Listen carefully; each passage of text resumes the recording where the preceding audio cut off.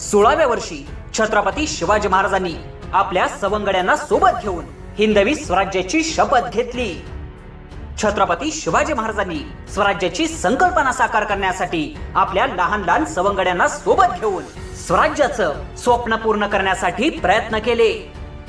त्यावेळी शिवरायांच्या नजरेसमोर सर्वात महत्त्वाचं लक्ष्य होतं ते म्हणजे स्वराज्यासाठी गडकिल्ले जिंकणे। स्वराज्य राखण्यासाठी सह्याद्रीच्या अभेद्य पर्वतरांगांचा त्यावेळी मोठा हातभार होता। त्यावेळी पुणे परगण्यातील त्यावेळचा मोठा किल्ला शिवरायांनी हेरून ठेवला होता। त्या किल्ल्याचं नाव होतं प्रचंडगड म्हणजेच तोरणा किल्ला।